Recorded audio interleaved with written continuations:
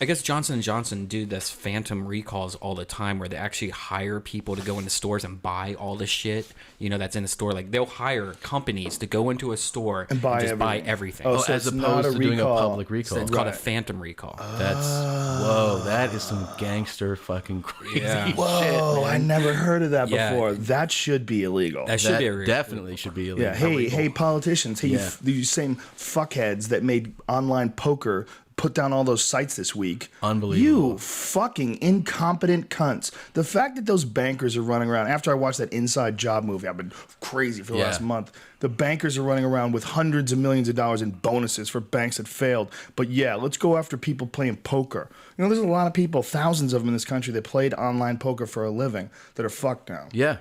I know. It's insane, man. It's crazy. Fucking criminals. And do you know about this? I forget the exact terminology, but do you know that, like, we have this horrible deficit, right? And like, it's insane. I don't even understand it. It's so massive.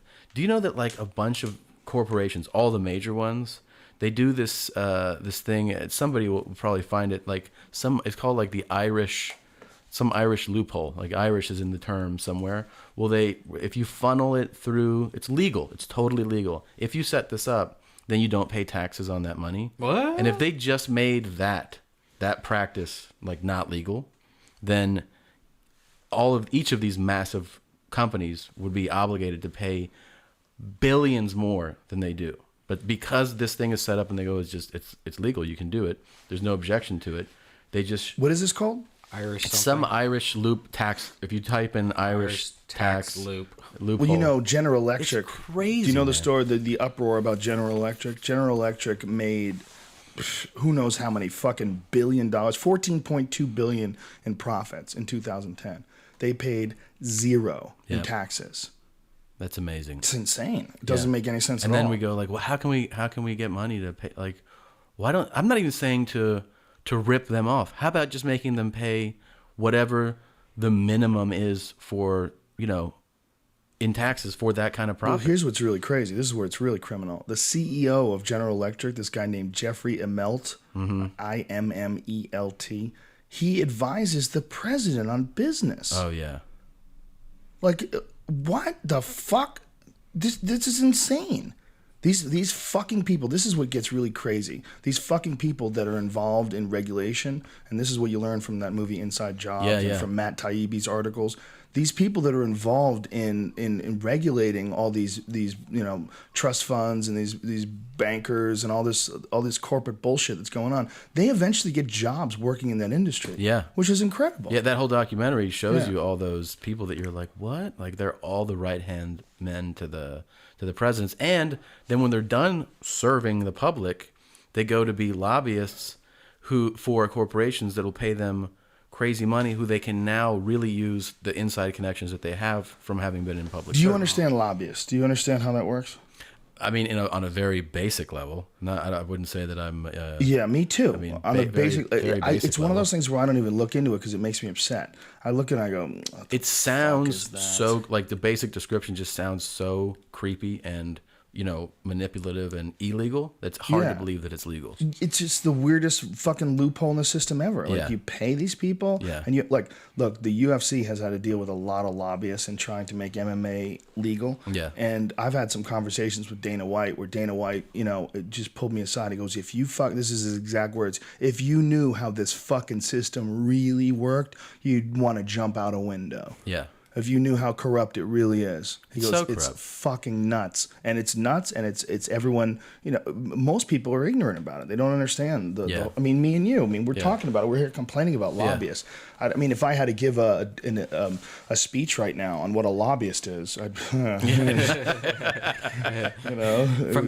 a little clunky. Check this out. From 2007 through 2010, just Google alone saved $3.1 billion in taxes by using the double Irish tax loophole, which is it takes its profits through Ireland and then through the Netherlands and then off to a haven in Bermuda, and it goes down to its foreign tax rate down to 2.3%.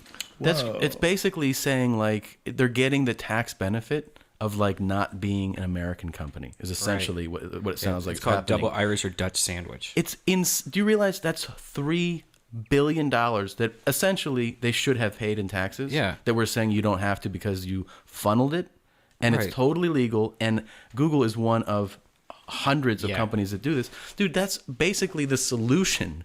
Like to our deficit is Nah, like it's- no, it's not the. It's not. I know what you're saying. But it's like it's a huge. Yeah, it chunk. would be something. Yeah. Microsoft's also done it. It says Facebook is moving in this direction also. And Apple, Oracle, IBM, they all do it.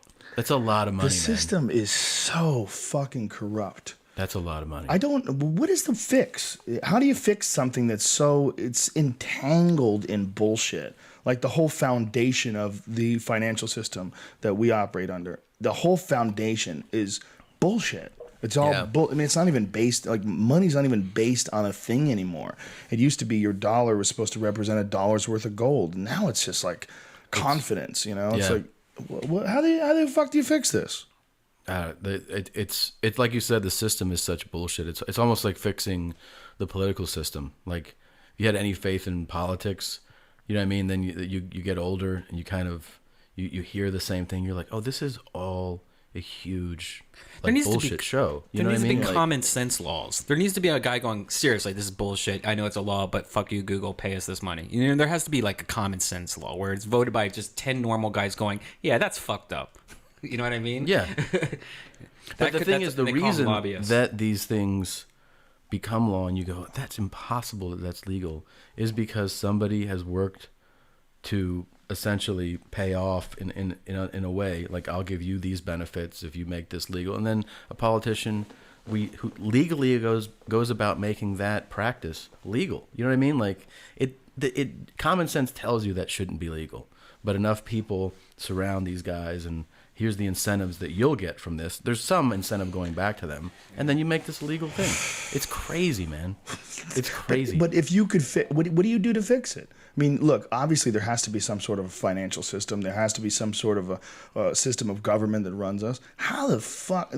How would you fix this thing? You would almost need like somebody who had extraordinary wealth and power to be like, to go about things like, I'm not about making it easier for my level to get more rich and powerful. I have a good conscience. I'm gonna do what's right, which is like almost a fairy tale. Clean house and then start and they'd over. shoot that guy right in his fat, stupid head. Sure, they would. And then they would have an orgy in money. But didn't they would you use his blood, and they would pour it down the mouth of hookers while they bang him in the ass? Yeah. And chop their heads off and go bowling with them. Once he was dead, they would go crazy. They would become ogres. Yeah, that guy would be dead immediately. Didn't I? What were you saying? I had kind of like this. I was sort of almost fantasizing in a way when Obama was going to take office. I was like, this is like a different. This is going to be a new thing. Yeah. And I thought it was kind of awesome. It's the first time I actually guy. registered to vote during the elections. I never voted before that. Yeah. And I mean, the reality is that you go, oh, no, it's the same. Like It's worse. It's always the same practices. He's played more golf in one term in his 3 years than Bush had in 8 years. Maybe Bush wasn't a golfer.